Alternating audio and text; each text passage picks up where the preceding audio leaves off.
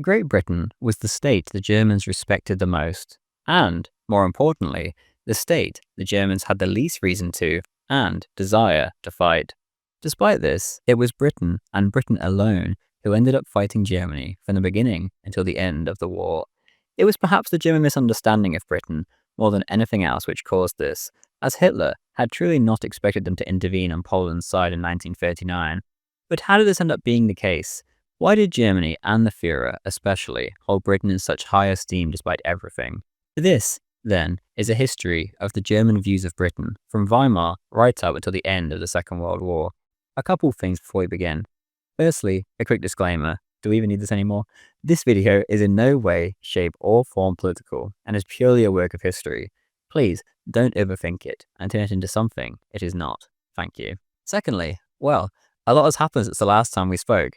In early November, my YouTube account was terminated for hate speech, and YouTube has refused to elaborate. As you'll know since you're watching this, I have now relocated to Substack mostly, but also Rumble. Given the relocation, that means that this channel is now a completely viewer-funded project, and many of you have been extremely generous already, before I've even posted any new content yet.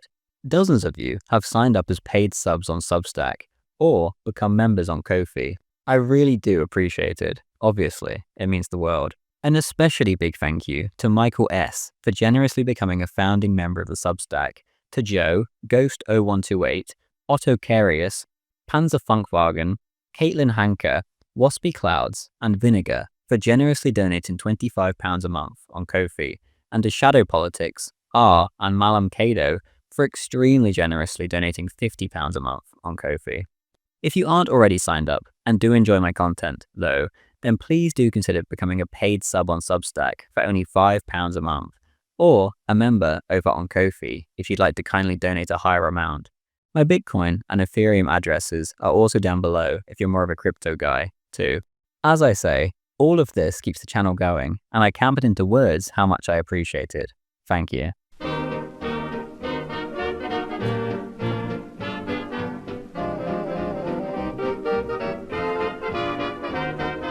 The German opinion of Britain, which carried over into the Third Reich, was not formed in the trenches. During the First World War, the British Tommies had proved a formidable foe, and, quite naturally, a mix of hatred and grudging admiration took root amongst the Germans. Indeed, the wartime mood of God strafe England, may God punish England, did not form the most promising basis for a future alliance. As the years went by after the war, however, the hatred began to subside. There were bigger fish to fry. Weimar democracy at home, and also France, her occupation of the Rhineland, and her allies in the east. The British, importantly, were opposed to France's antics on the Rhine. Throughout the early 1920s, there is a visible transformation in the Führer's views of Britain. The blind hatred of the trenches slowly turned to indifference, and then, slowly but surely, the first suggestions of a possible future Anglo-German accord began to appear now that things could be looked at more objectively and less emotionally. By the time of the Führer's trial after his failed putsch in 1923, his transformation was complete. Mein Kampf makes Hitler's views clear, in which he lays out why Germany needs an alliance with Great Britain and explains his admiration for the British Empire. The Führer's followers quickly followed suit. Within the space of a few weeks in 1926, Joseph Goebbels shifted his views on the topic in his diary after hearing the Führer. He went from, perhaps he's right, to, his reasoning is compelling, and thereafter, Goebbels had his new position. Alfred Rosenberg was way ahead of him. In that same year, he wrote in the party newspaper, quote, "The Nazi Party has always looked on the British Empire not merely as something that exists whether we like it or not, but as a stabilizing factor," end quote. Views in the party, of course, differed, but the Führer had made his mind up, and so, like on pretty much everything else, the dissenters did not matter, and the Führer's views carried the day. Importantly, this all seemed to come very naturally. In the Third Reich, the people were absolutely bombarded with propaganda regarding Germany's alliance with Italy, but it had very little effect. The German population continued to dislike and distrust Italy and Italians. In the early post-Versailles years, the Germans found the British very easy to get on with, especially compared to the French. As Hitler repetitively stressed in his speeches at the time, Britain and Germany did not even have any conflicting claims. So what reason was there for any hostility? To some, there was the matter of the old German colonies, but at this point, Hitler had very little interest in getting them back. Under the Kaiser, the colonies had been misused, and the Germans had never really got a feeling for overseas colonization anyway, since the entire project had only lasted about 40 years. German commercial interests in their former colonies weren't even undergoing any major issues anyway, so occupying them would just be a drain on resources for the time being. The British, too, acted as a check on French expansion. For centuries, the French desire to absorb the entire left bank of the Rhine had been no secret, and the French occupation of that region, currently underway, would have been very ominous indeed. It was essentially only British pressure which prevented an occupation becoming an annexation, and the Germans were very grateful. After all, had these two giants of Europe not taken down Napoleon together just over a century earlier, and defeated the French armies at Blenheim, 100 miles east of the Rhine, a century before that, this shared history at least gave Britain the benefit of the doubt. The British did, of course, also occupy part of the Rhineland themselves, that being Cologne and the surrounding area. The occupation here was planets apart from the experience under the French. Gerwin Strobel writes in The Germanic Isle, quote, "In the well-documented case of Cologne, at least, the British were given a warm send-off. No British serviceman, it seems, could enter a public house on the eve of evacuation without experiencing exuberant Rhenish hospitality up to and often beyond closing time. If the prospect of a city, free at last from occupation, may have helped loosen the corks that night, there are also intriguing details about the arrival of British forces in December 1918. British soldiers billeted in requisitioned houses or rooms were often astonished by the friendly reception that awaited them. Many of them were given Christmas presents by their involuntary landlords, all of 6 weeks after the armistice, and at a time when malnutrition, brought about in part by the British blockade, was very much in evidence in the city." End quote. It was also during this time that French was replaced by English in the curriculum of most German schools. The teaching of English also acquired some form of patriotic overtones as a sort of middle finger to the French. It may seem trivial, but at the time, too, British detective novels were quite the phenomenon in Germany. The Germans absolutely lapped up this genre of writing, and despite the triviality of its subject matter, the stories always tended to put across the very best of the British, and served as a soft form of propaganda. The people of Britain always capturing the villains of the story for a combination of their Anglo-Saxon common sense and sheer pluck. These novels were so widespread that once Britain and Germany were at war, Goebbels had to have them banned. During the final 6 weeks before the ban, no fewer than 42 new detective stories had been published. A confidential SD report described them as propaganda popularizing, quote, "British institutions and the British way of life," end quote. The same phenomenon applied when it came to British plays, even the Führer choosing to dismiss the degenerate, modern German plays in favor of older, English plays. By the mid to late 1920s, the perception of the general situation that Germany found herself in was as follows. Versailles still loomed large, but had essentially become disassociated from Britain by now. The system was perceived as being purely invented and maintained by France and her overzealous newborn Eastern European allies. These allies had been the ones to actually gain territory and, indeed, their own independence from the Great War, and so they above all had a stake in it, and, for historical reasons, held a pathological hatred of Germany. Britain, meanwhile, was portrayed favourably as the land of common sense and shrewd business acumen. They, surely, could not remain blind to reason forever. To the straightforward Germans, it was simply a matter of time until Britain realized that the two nations were better off as friends, not enemies. They had no conflicting goals, and Germany was by now the aggrieved party, surrounded by vultures and herself defenseless. In 1927, Wilhelm von Richthofen published a book titled Brito-Germania, Europe's Salvation. To Wilhelm, there was only one remedy for what he termed a sick Europe. That, in his mind, was an Anglo-German political union. The combined resources of these two Germanic nations would result in nothing less than an unstoppable world hegemon. Within the book, Richthofen makes no illusions about where Germany would lay in such an arrangement. To him, Germany would have to content herself with a subservient role. This was, of course, fanciful stuff, but it shows just how favourably the British were viewed. The book received a review in Der Terme, the leading right-wing cultural and literacy magazine in Weimar, Germany. The reviewer expressed doubts about the practicality of such a union, but was clearly sympathetic. Quote, Certainly, a degree of subservience to a fellow Germanic British nation would be preferable to servitude and creeping death at the hands of the French, or Bolshevik chaos instigated by Russia. End quote. Hitler would later, of course, offer a great alliance with Britain, in which Germany would pledge to send her army to defend the British Empire, no matter where in the world it was threatened, regardless of who threatened it. Very similar to what Richthofen was proposing at a time when Germany was able to sell herself as more of an equal than a junior partner.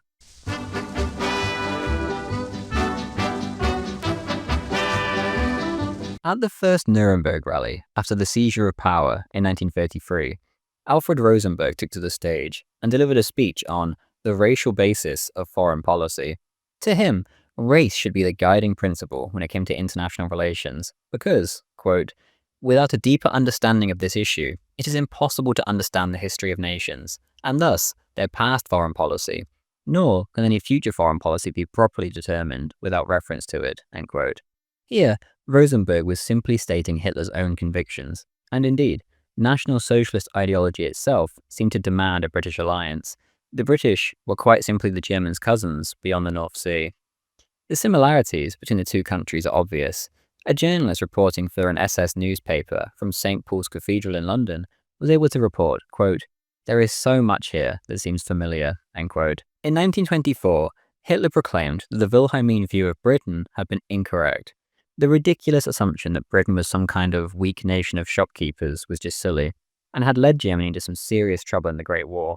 In Mein Kampf, he echoed these sentiments, quote, I remember well the look of astonishment on my comrades' faces when we faced the Tommy in person in Flanders, end quote.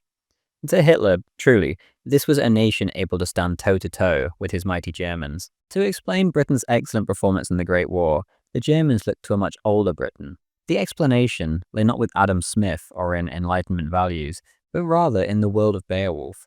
In his book, England and the Moral Principles of Early European History, Gustav Hubener held up Beowulf in particular as evidence of Britain's ancient links with continental Germanic tradition. To Germans, this older Britain in Beowulf or other Anglo-Saxon poetry was much more recognizable to what they knew. For more than half a century by this point, Germany had been in the grip of Teutomania, an obsession with her ancient past. Hitler, too, had been a massive admirer of Richard Wagner. For the German right, who, of course, especially lapped up such ancient themes, that this shared cultural ancestry acquired great relevance. It was far easier to admit defeat to this highly capable Germanic cousin across the sea than it was to an arch-enemy like the French. The result of the Great War was much easier to stomach when Britain was put on such an equal footing. The man the Third Reich considered the founding father of German racial science, Hans F.K. Gunther, placed great emphasis on language. He said, quote, those wanting to know what it is to live heroically need to become expert in the structures of our languages. They have been called Indo-Aryan, being the languages of nations with Nordic blood, end quote. To him, Italian was the language of joy, French was the language of pleasure, German was the language of form and creation, and English the language of a ruthless act of will.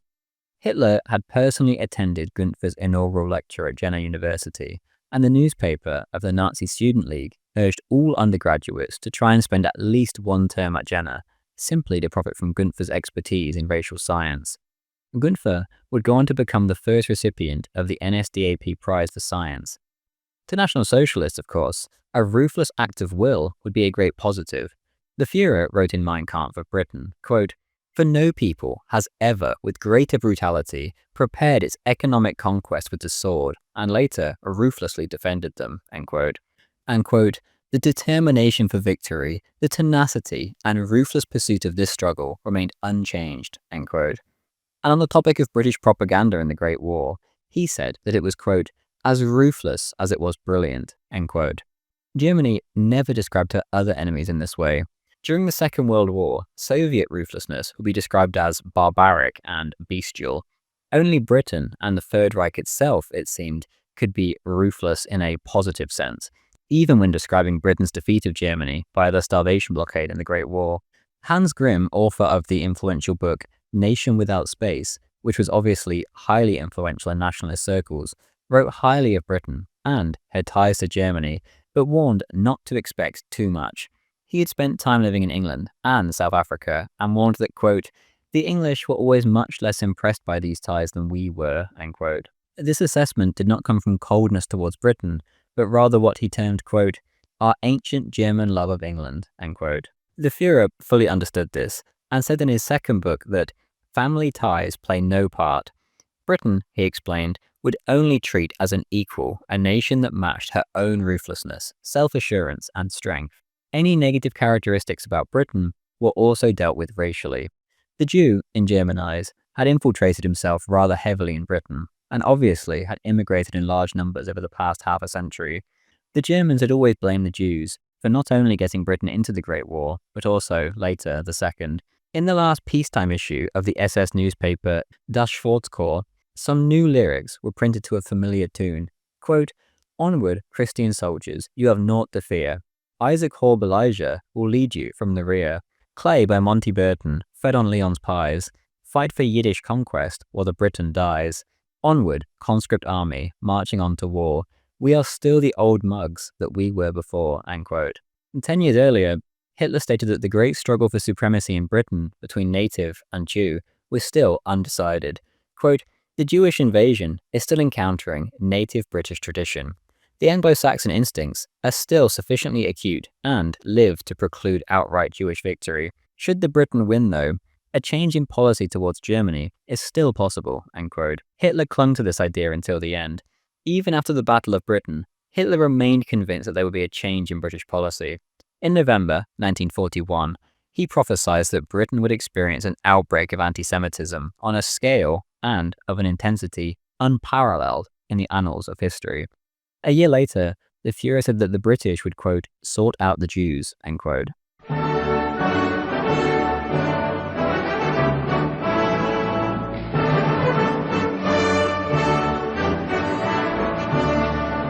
Hitler's admiration for Britain's empire was no secret. In Germany, in general, the empire got far more coverage than did any of the other European empires combined, and when Britain was being reported on, it was often regarding her empire. A small island nation, able to control a quarter of the world's population, with seemingly very little manpower or even force, was of course a great marvel to a man like Hitler. Even when the party came to power, German actions would be contrasted with that of Britain's as a sort of justification. A, look, if our older cousin can do it, so can we type of outlook. When the Rhineland was reoccupied, parallels were brought up over the Fashoda crisis between Britain and France less than 40 years earlier. A few years later, when the remnants of Czechia were turned into a protectorate, there was once more a comparison to Britain.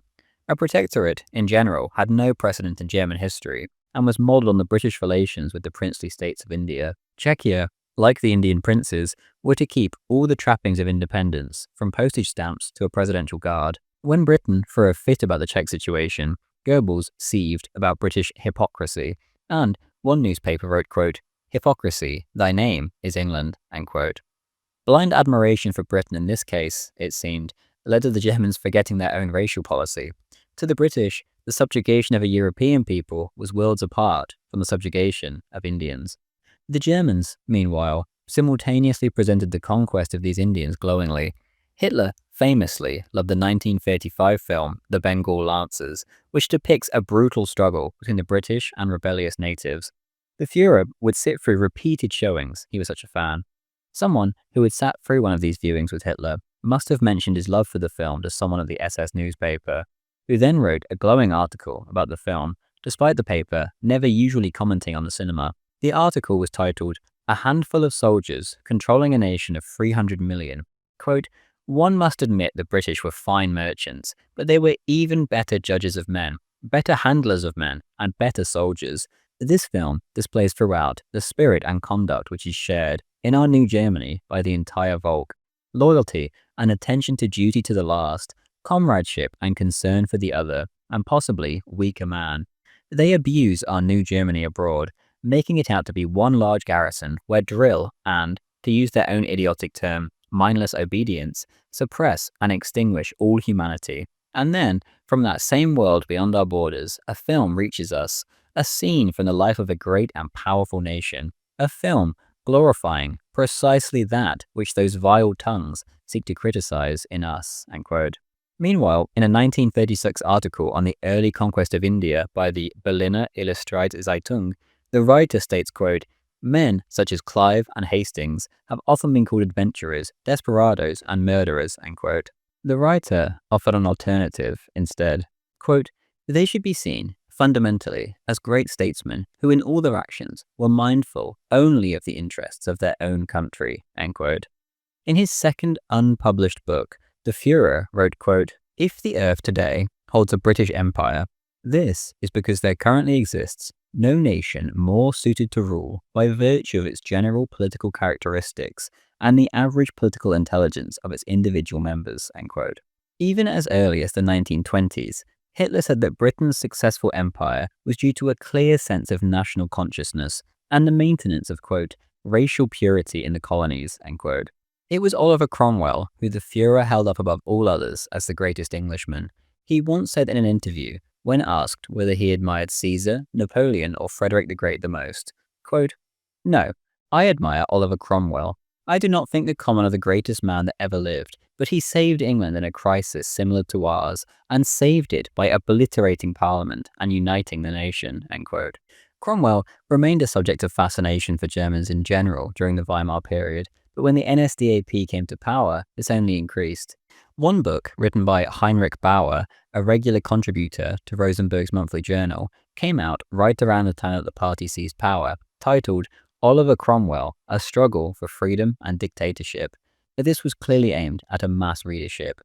The early years of the regime were marked by a series of biographies, novels, essays, and even plays about Cromwell. Bauer wrote another piece titled Cromwell and the German Revolution, in which he said of Cromwell and Hitler, quote, there exists no comparison more compelling, end quote. Both men, he said, possessed an ardent will to destroy and to create.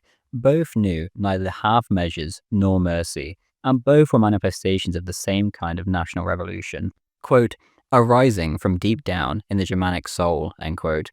Both of these revolutions, Bauer said, have been victorious through the, quote, superhuman creative power of a single man, end quote. These comparisons between the Führer and Cromwell were a recurring theme throughout the early years, despite the fact that the German public, and indeed the NSDAP in general, had very limited knowledge regarding Cromwell and his exploits. That was irrelevant though. What they admired was his indefatigable will and his ruthlessness. Other English figures were also the subject of high praise and became the subject of several glowing books for National Socialist audiences. Walter Raleigh, Lord Nelson, and the Duke of Wellington were up there, as well as the Duke of Marlborough. But Cecil Rhodes held a special place and had books titled The Conqueror, For a Greater Fatherland, and The Dream of World Domination. A book on the life of Captain Cook was also held up as a glowing example and recommended to the Hitler Youth because, quote, he led a heroic life, end quote. There were larger volumes, including titles such as Heralds of British Imperialism, or a 3-volume epic called Eminent Englishmen, Volume 1, Great Sailors, Volume 2, Great Soldiers, and Volume 3, Great Explorers. Many of these publications specifically advertised their political usefulness by appearing in a series entitled Readings in the Service of National Political Education. There was certainly an ideological agenda underlaying all this. An article by an influential educationalist entitled English Literature and German Education suggested that the aim of German schools should be, quote, the complete remolding of a human being towards an ideological preparedness, towards embracing a future for the Volk that will require sacrifices, end quote. A year later, another schoolmaster and Nazi Party activist stated that teaching English literature and Britishness was vital to character building, and were all the more relevant since they were the expression of a, quote, racial soul closely related to ours, end quote. 2 years later, such views were semi-official in a book edited by a high-ranking civil servant in the Reich Ministry of Education. This book went on to influence ministerial guidelines issued a year later. The book stressed how important it was to study the British, as they were linked by race, and went on, quote, studying the English nation, which is related to us, and its culture and history will again and again exemplify this, end quote. Britain and her imperial masculinity were the ones that could provide inspiration to German boys. British history demonstrated, quote, especially in the great leaders, the instinctive rejection of inhabitations alien to our race, end quote. The parallels between the Hitler Youth and the Scout movement in Britain, of course, barely even need mentioning. In the field of eugenics, the Germans would also look to Britain. The father of racial science, Hans Gunther, looked as far back as Shakespeare to justify eugenics, quoting from Sonnet 1, quote, "From fairest creatures we desire increase," end quote. Only the Elizabethan poet Sir Thomas Overbury put it better, he thought, quote, "Myself I cannot choose, my wife I may. In that choice of her it much doth lie, to mend myself in my posterity," end quote. German literature to him had nothing to offer with its repeated refrain about the universal brotherhood of men. The British example instead glowed brightly. The SS newspaper reached the same conclusion and said that this happy breed of men, which Shakespeare had extolled, was not the result of nature but of deliberate breeding. In November 1937, the Berliner Illustrierte Zeitung acquainted its readership with Sir Francis Galton, the inventor of eugenics, once again attempting to popularize a key Nazi policy by invoking its British roots. There was also racial eugenics. Gerwin Strobel writes, quote, that the connection between sexuality and power may have become something of a cliché in recent years, but it is nonetheless appropriate in discussing the Third Reich. Hitler himself had suggested such a connection, and significantly, he did so in a discussion of British practice. From the earliest days of his political career, Hitler had been fascinated by the concept of the colour bar that operated in the British Empire. This was, of course, to maintain the purity of the race, but it was not simply a matter of sexual reticence, Hitler thought. Politics instinctively came into it too. The British, it seemed to him, had always preferred to be masters rather than brothers in the colonies. That approach precluded interracial unions. Maintaining the difference between master race and subject races seemed to him to be at the heart of the British imperial ethos and a secret of its success, end quote. Hitler's views on colonization were typical of the time, and the British method of lording it over the brown races whilst being addressed as boss or master suited the Führer much better than the stereotypical Latin methods of colonization, which resulted in its mixed-race legacy. The SS newspaper, in 1939, expressed similar sentiments about British racial purity and concluded an article on the topic with John of Gaunt's Shakespearean This England speech. The article, called British Racial Purity Unparalleled, said that few other nations had ever achieved such a comparable tone of self-regard.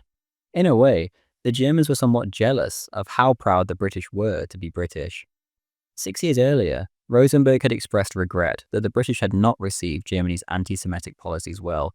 However, he said, this would only be a temporary problem, and the British would come around, for, quote, "It seems to us that the British Empire, too, is based on a racially defined claim of dominance," end quote. This would essentially be the attitude going forwards. Britain would always be seen as the older brother. Germany, of course, the younger, always wondering why they could not get away with what the British had been doing for centuries. British politicians who criticized the Third Reich were, in German eyes, essentially denying their own country's history, and they were quite right. Rosenberg, in fact, correctly predicted that the entire empire was built upon, quote, "the white man's claim of dominance," end quote, and would only survive as long as that dominance remained intact. The gigantic swing to the left during the Second World War, of course, resulted in a massive softening of views in Britain towards the races previously viewed as much lesser than the white man. The empire subsequently collapsed almost immediately. The British were viewed as such excellent managers of other races that Hitler once remarked that if he were to rule over foreigners, then he would recruit men from Lower Saxony, but that was, quote, "undoubtedly the home of the ability to rule, since the English ruling class originates from there," end quote. There was also the matter of homosexuals. The NSDAP wanted to eradicate homosexuality, and the British were held up as a glowing example, due to them having historically had the harshest penal sanctions anywhere in Europe. The British were contrasted favourably to the Greco-Roman world, which had tolerated homosexuality, and the author of an article on the topic, an SS Untersturmbannführer, said that Britain's record of dealing with homosexuals was, quote, "highly instructive," end quote. Ironically, of course, the man who cracked the Enigma code and effectively secured German defeat was famously gay, and then rewarded by the British state after the war by being chemically castrated and driven to suicide. In the final months of peace in Europe, Hitler's views slowly but surely began to change a little. This would mostly have been down to his foreign minister, Ribbentrop. Ribbentrop had previously served as ambassador to Britain from late 1936 to early 1938, and had famously had an absolute disaster and made a fool of himself in his attempts to woo Britain. The then ambassador did not take this well at all, and began feeding a steady drip of scathing and indeed seething reports about Britain into the Führer's ear. The Führer clearly was beginning to have doubts. He said to Goebbels in 1939 that Britain, quote, still contained a good ruling race, but for how much longer, end quote. The suppression of the Arab Rising in Palestine in 1937 and 1938 had clearly shown that there was still some imperial will left in the British, but the new constitution for India and the breakaway of Ireland gave the impression that Britain was perhaps slowly losing her grip.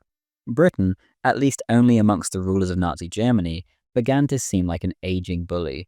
The instinct to threaten, as if they were the ruler of the world, was still there, but the will to lay down the law seemed to be vanishing. This was, of course, a catastrophic underestimation, and the blame can only lay at the feet of Ribbentrop for his ridiculous reports, overestimating British weakness.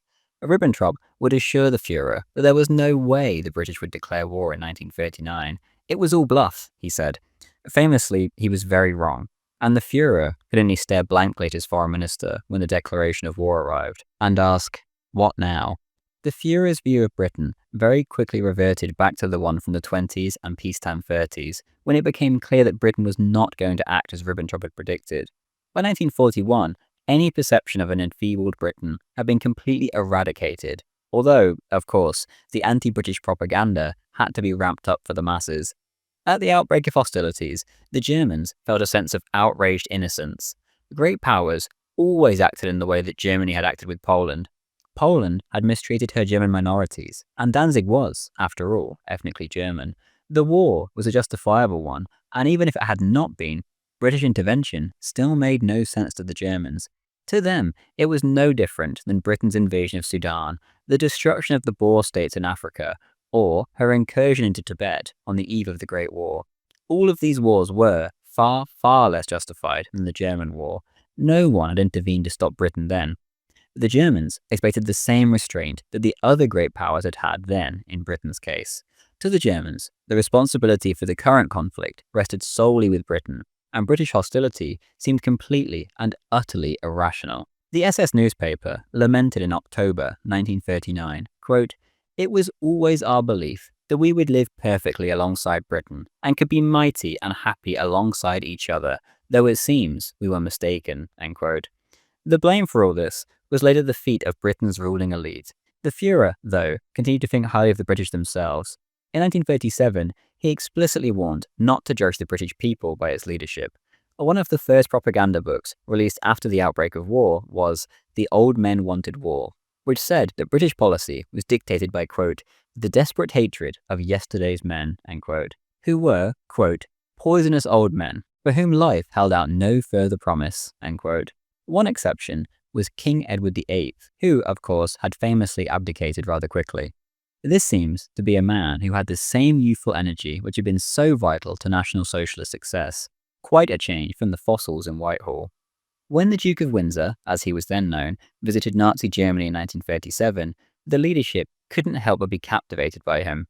Goebbels wrote, quote, "The Duke is wonderful, a charming, likeable chap, open, clear, with a healthy common sense approach, an awareness of contemporary life and social issues. What a delight to talk to him. He responds immediately, is interested in every question. There is nothing of the snob about him. We discussed 1,000 things, the parliamentary system, social and labour issues, national and international affairs. What a shame he is no longer king. With him, an alliance would have been possible.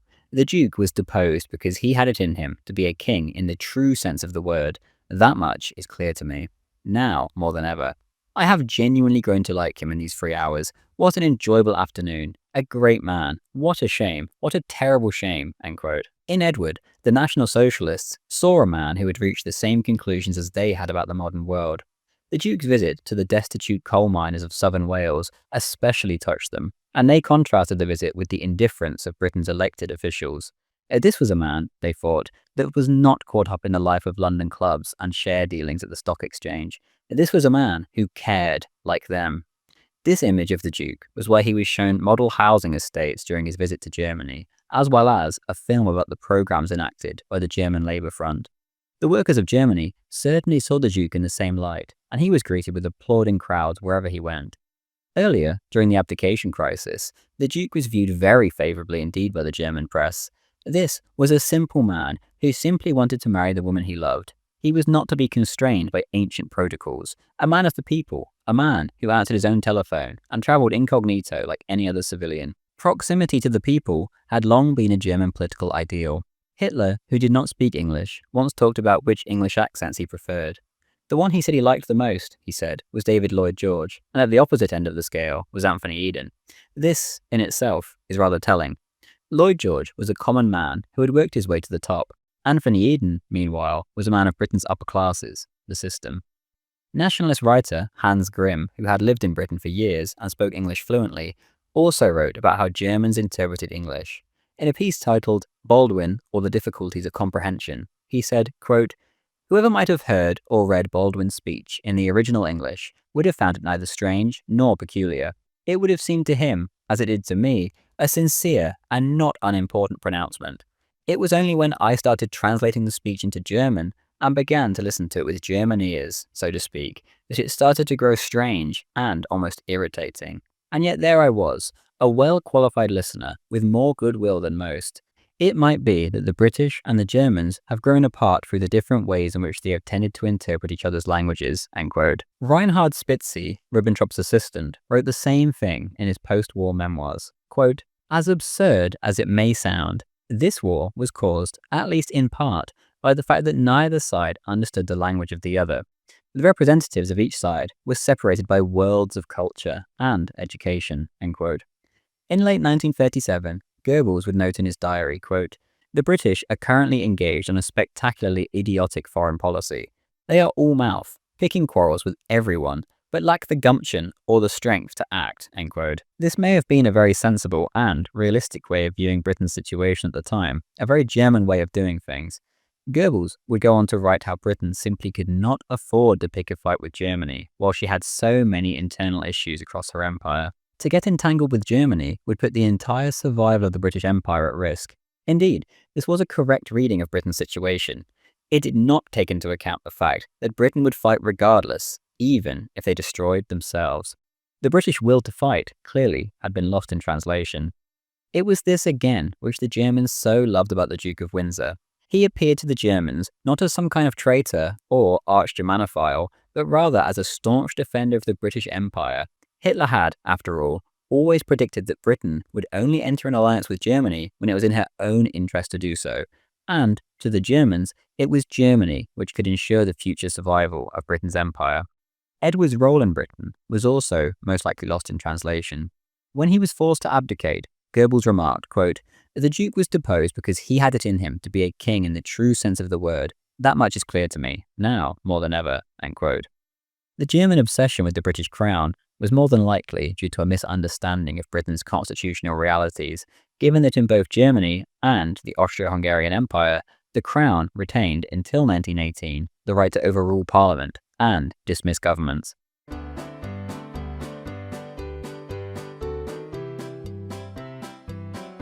The last couple of years before war broke out saw the German leadership grow increasingly frustrated regarding Britain, and they began to attempt to propagandize the masses against this annoying enemy who always seemed to be standing in their way. Once war began, of course, this propaganda ramped up further. Naturally, somewhat, attitudes against Britain hardened as the nation closed ranks and realized that their foe would not give up after the fall of Denmark, France, Norway, and Poland quite so easily. Overall, however, anti-British propaganda was woefully ineffective.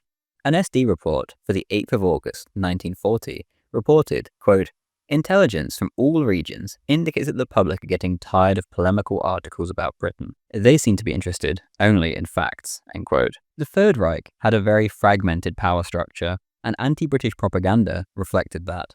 Rosenberg, in his monthly magazine, tended to focus on ideology, philosophy, as well as the machinations of Freemasons and Jews. Ribbentrop had his team of academics working on books and articles dedicated to British foreign policy or history.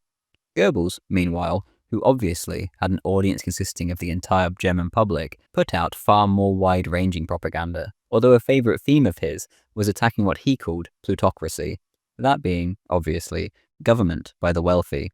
Once again, Goebbels' attacks came from a partial and confused view of Britain, but it made helpful propaganda. The Reich and its achievements were compared favourably over and over again to the inequality across the North Sea in England. The war, increasingly, would be portrayed as an ideological one. Britain wanting to stop Danzig remaining German was simply an excuse, German propaganda claimed. The reality was that the capitalists wanted to crush the new National Socialist threat in its crib before it spread to other nations and brought down the capitalist world order. The war was, in a sense, a great struggle between capital and labour, a battle between the rich old men of yesterday and the toiling Aryan masses who had escaped their miserable lot by putting their faith in the Führer. The SS newspaper proclaimed, quote, "It is not the German people as such they wish to destroy, but the socialist German people," end quote. According to wartime propaganda, this new Germany, in which workers were treated fairly, had cars designed for them, all expenses paid, holidays given to them, and the like, was profoundly threatening to Britain. The British working class would certainly begin to wonder why their standard of living was so much lower than their cousins in Germany. How, they would wonder, could the ruling elite not afford to give them a decent living, despite Britain controlling a quarter of the globe and so much of the world's vital resources? At a 1940 Winter Relief event, the Führer gave a speech regarding Britain and Germany's social policies. Quote, "They hate us for our social convictions, and our plans and actions seem dangerous to them," end quote. Indeed, Hitler would claim in 1942 that the decision to go to war had been reached in Britain, quote, "in a couple of country houses before 1939," end quote. This line of propaganda proved to be immensely well received by the German public, mostly due to its truth content, just as the SD report had complained of regarding earlier propaganda.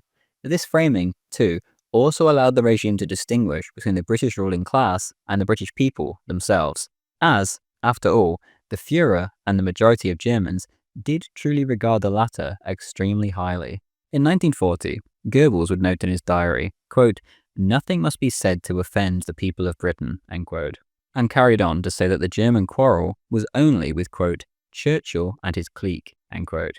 Right away, Goebbels took aim at the British plutocrats.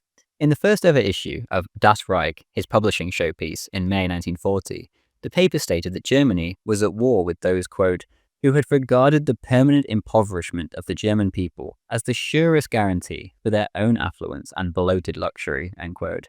And after talking about brutal Allied financial policies, which resulted in millions of breadless Germans, quote, "Such was the order, such the freedom which the financial powers of the West had introduced to Europe," end quote.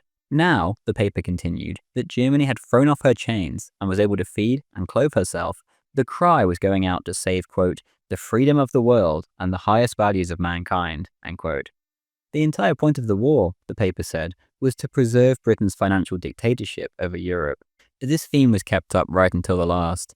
In one of the last ever issues, on the 1st of April 1945, Das Reich proclaimed, quote, "We are fighting for freedom, we are fighting for socialism, which alone permits dignity and freedom," end quote. Another example of this kind of propaganda is the book The Doomed Isle, best described as a coffee table book due to its heavy reliance on illustrations. It depicted the conditions of the poorest of the poor in Britain's north and contrasted them with images of great country houses in the home counties. The Highland clearances are also referenced, and the reader is told how these lands were cleared out to create the perfect conditions for shooting for Britain's upper classes. These acts of the past were contrasted with the Jarrow marches or the lot of the miners in southern Wales in the 1930s. This, the book was trying to show, was the result of Britain's political system. The inequality in Britain even extended to wartime. In German propaganda, images were shown of poverty-stricken children in London's East End, cowering from German bombers, and compared with images of posh upper-class boys who had been evacuated to the safety of Canada. Other comparisons between capitalist Britain and National Socialist Germany were pointed out. Germans were told of the British insistence on building individual houses rather than flats. This was not done for reasons of individuality or anything of the sort, it was pointed out. It was simply more cost-efficient for property developers to pump out row upon row of mass-produced suburban houses. Construction on cheaper land, far away from the town centres, was much better for property developers, and, as a result, Britain's cities, but especially London, were continuously expanding deeper and deeper into the beautiful countryside, covering untold miles of it every year in concrete. London, it was pointed out, was the only major city in Europe which had no overall authority to take strategic decisions when it came to planning. The property speculators, the men of money, made sure of that. This so-called freedom under British plutocracy, the Germans explained, was simply the freedom for the rich to get richer, even if it went against the national interest. The constant expansion of British suburbia resulted in massive commutes to work, whereas, on the continent, people would simply have to take a quick tram ride. Londoners, the German public were told, spend an hour or more a day on dirty, cramped trains just to get to work. The railways themselves, which were not state-owned, were in a lamentable state, and so were the train stations. One of the world's most affluent countries was suffering from a startling lack of investment in even the most basic of services for the general public. The point was, of course, that under National Socialism, this would not have been the case, as the economy was to serve the people, whereas the British economy was organized for the benefit of the richest, these, of course, being disproportionately Jewish. This theme of British inequality led to the German propaganda film about the sinking of the Titanic, a story most nowadays are very familiar with. The plot of the film allowed for endless displays of plutocratic callousness, saving themselves at every turn while stamping all over the lower classes.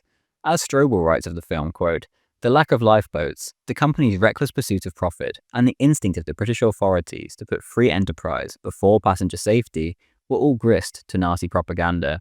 The ship itself and its fate seem symbolic of Britain," end quote. On board the Titanic, of course, the classes were strictly socially segregated. Your standing in life decided what food you ate, which sleeping quarters you were given, whether you could see the sun or breathe the fresh air, and ultimately whether you stayed alive or perished on the lower, poorer decks. This, in contrast to the German people, which were now united, a land in which class struggles were a thing of the past. Goebbels once stated in Das Reich, quote, "Do not even try to understand the British ruling class," end quote. Their world, he said, defied comprehension. It was, quote, "a different, an alien, an evil world," end quote. Meanwhile, the British people themselves, Das Reich explained, were technically free. It was just that, quote, "they lacked the freedom to work, the freedom to earn their living, the freedom to care for their families," end quote. There was no democracy in Germany. That much was true, the press admitted. By the capitalist definition, this would mean Germans had no freedom. But, the paper continued, Germans had far greater freedom than their supposedly free cousins in Britain. Democracy, then, was nothing but a freedom farce, as the 1940 book by that title explained. A life after a British victory, the SS paper explained, would be just as benevolent and mild as the British were proclaiming it would be. Quote, "They are generous. They do not intend to treat us any worse than they have treated their own countrymen," end quote. The German reward for failure, the paper went on, would be having to give up National Socialism. And their reward would be, quote, "what the Welsh miners had been granted," end quote. That, of course, being wretched poverty, malnutrition, and suffering. The British people themselves much agreed with all that the Germans were being told about their country. Throughout the war, the British had to be plied with promises of a post-war welfare state to keep up this struggle, and Labour swept to victory easily in the first election after VE Day on this exact theme.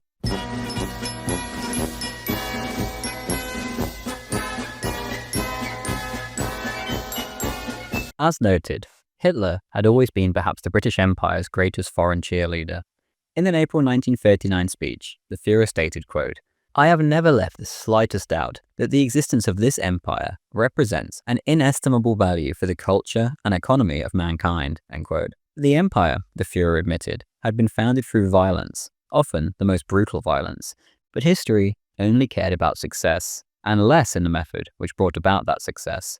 Germany was more than happy for Britain to have her sphere of influence, that being, at that time, about a quarter of the planet. This made it all the more insulting for Germany when Britain kept meddling with their attempts to undo the Treaty of Versailles' territorial adjustments. Why, the Germans wondered, could Britain control an entire subcontinent of hundreds of millions of people in India, yet Germany could not even unite consensually with Austria without Britain throwing a fit, never mind reunite with the Germans of the Sudetenland or Danzig. If Britain could have her sphere of influence across the globe, and if the Americans could have her sphere of influence in the two Americas, why could Germany not make the slightest territorial adjustments in her own backyard? In April 1939, President Roosevelt sent the Führer a ridiculously long list of countries and demanded guarantees that all of them would have their freedom respected. This is, of course, where the infamous clip of Hitler reading off a list of countries comes from. Some of the countries on the list, such as Syria, weren't even free at all, but rather, in this case, a French mandate. In his response, the Führer took the opportunity to remind the world of Allied hypocrisy. Another country on the list, hilariously, was Ireland. The Führer reminded his listeners that the Irish Prime Minister, De Valera, had only recently spoken of threats to his country's independence. Oddly enough, the Führer pointed out, it was not a German threat which the Irish PM had in mind. Palestine also made the list, which was a frequent topic in the news during this period. Again, of course, it was not the Germans who were causing trouble there, but rather the British Empire and Jews. When it came to war, at least initially, the Germans were extremely reluctant to use Britain's imperial history as a propaganda weapon. After all, they had publicly identified with this great world-spanning empire, and the Führer was very openly a massive fan. Regardless, a war was on, and the people had to be whipped up. The propaganda soon began being churned out. There was Britain Unmasked, a book which told its readers that it only offered facts and would leave it up to the reader to decide how they felt about Britain. Then there was This is Britain, World Domination by Blood and Gold, which was a little more explicit regarding the message they were trying to get across. Bible, Checkbook, and Cannons was another book which followed similar lines. Ribbentrop's men even ran a series titled The British Empire and World Politics, which ran to 24 volumes. If Goebbels was to focus on British plutocracy, then Ribbentrop was to be the one to focus on Britain's imperial record, one which, of course, the Germans greatly admired. This series covered every questionable aspect of British rule, from Aden to Zanzibar, leaving few stones unturned in an attempt to make Britain appear like an evil oppressor.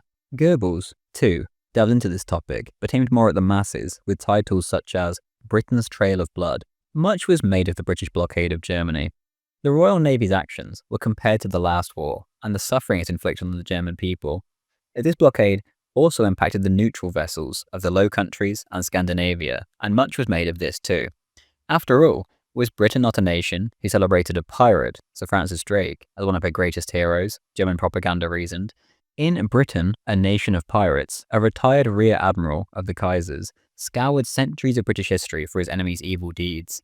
Had Lord Nelson, Britain's greatest hero of all, not bombarded Copenhagen without even a declaration of war, he asked his readers? The point, as usual, was British hypocrisy. If Germany were to carry out such an unprovoked attack, there would be uproar. Again and again, the point is made that Britain was the arch-hypocrite, and history showed it. Repeated references in all types of German propaganda were made to the genocide in Tasmania, to the biological warfare against the Native Americans of North America, to slavery, to the Opium Wars, and to the use of coolies. Ireland was especially highlighted, presumably as they are a fellow European people, and so a far better comparison of British hypocrisy. Whether it was Cromwell, the famine, or the Black and Tans, the Germans never tired in pointing out the British record across the Irish Sea. India, too, was fertile ground for German propaganda. The finger was pointed at the famines there, and especially to the Amritsar massacre in 1919, or the ordinance that followed, which required all Indians to cross a square in the town centre only on their hands and knees. These acts of supposed premeditated murder in the British Empire were compared to the British condemnation of Kristallnacht, which was, by contrast, simply popular anger boiling over. Much of this propaganda had to be updated or stopped as the war went on. For example, the topic of Ireland was quickly dropped after Germany began to occupy her smaller neighbours. 2 films had previously been made on the topic of Ireland: The Fox of Glenarvan, directed by Goebbels' brother-in-law, and My Life for Ireland. The latter film was not showed in any of the occupied regions. How would countries recently conquered by Germany perceive a propaganda piece about small nations standing up to their larger neighbours? SD agents in Silesia overheard cinema audiences saying exactly this. In December 1940, Goebbels recorded in his diary that Ireland was no longer a desirable theme at home either. German audiences would surely have felt the same way about one of the biggest propaganda films of the war, Ohm Kruger, a piece on British concentration camps during the Boer War. After Operation Barbarossa came around, much of the anti-British propaganda in general simply vanished overnight.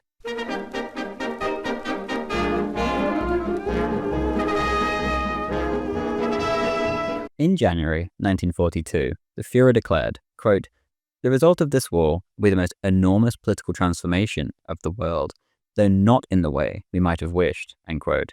This was not in reaction to Germany's problems, but rather to the news that Singapore was about to fall to the Japanese in the east.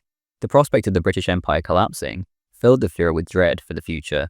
The Führer's reaction to the fall of the Dutch East Indies a few weeks earlier had been much the same. With genuine emotion, the Führer exclaimed, quote, "I never wished for this in the Far East," end quote. Hitler had met with Anton Mussert, the leader of the Dutch nationalists, and found his dejection at the fall of the East Indies after 3 centuries of Dutch rule deeply moving, as he put it. The Führer added, quote, "East Asia might have been defended successfully if all the white nations had stood together," end quote. Even now, in 1942, the Führer was convinced that Britain would somehow make peace with Germany, and that the two would enter an alliance, perhaps even repelling the Americans together. In the Führer's mind, it wasn't all that ridiculous. After all, had Britain not almost been at war with the French of Fashoda, only to ally that same enemy less than a decade later? Had Britain not consistently appeased the United States ever since the War of 1812, and found themselves fighting side by side yet again? In the Führer's unpublished book, he had written, quote, "Just as for the last 300 years Britain's allies could become enemies and enemies' allies, so it will be in the future," end quote. In 1941, the Führer had declared that the result of the current war would be, quote, "permanent friendship with Britain," end quote. Indeed, these weren't just words.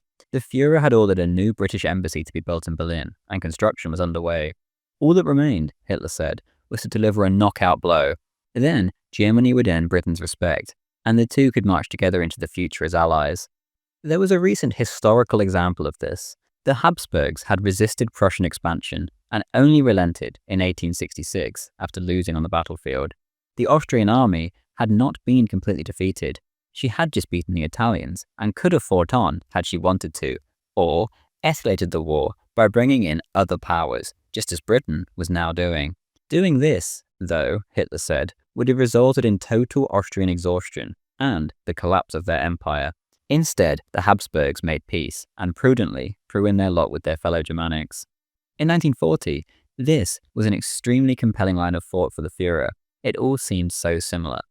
After all, as the Führer said in 1942, quote, "There is only one country in this war which has nothing to gain and everything to lose," end quote. If Singapore were lost and India were threatened, maybe, just maybe, this would be enough for the British to reconsider their situation, the Führer imagined. When it became clear that this was not likely going to happen, the Führer began to blame the Jews. Quote, "How the British had become embroiled in this war was an odd story," end quote.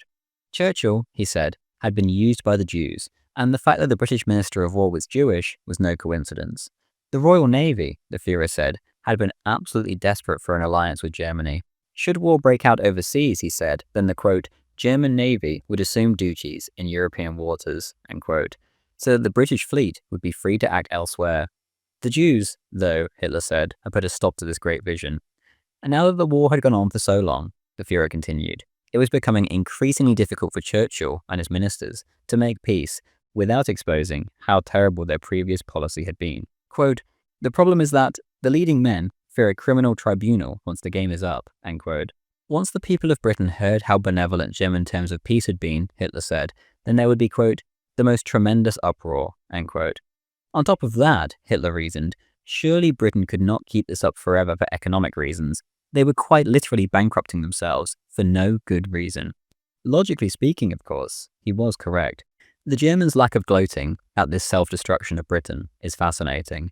None of the leading Germans were ever big fans of the United States, and, in general, the German public had a very low opinion of that country. As the Das Reich newspaper said, the United States was clearly, quote, "the heir presumptive of the British Empire," end quote. Or, as Das Schwarzkopf put it, Britain was in the process of becoming an American colony, quote, "a Heligoland of the United States," end quote. This thought genuinely upset the Nazi leadership, and most of all, they were simply baffled. How could Britain possibly do this to herself, they wondered. The Americans had made it abundantly clear that India would have to go, and probably the rest of the empire with it, and yet the British just kept fighting for zero gain. Again and again, despite SD reports that the German public was sick of it, German propaganda kept, over and over again, pushing the idea that America was a grave threat to Britain, and that the two of them falling out was inevitable.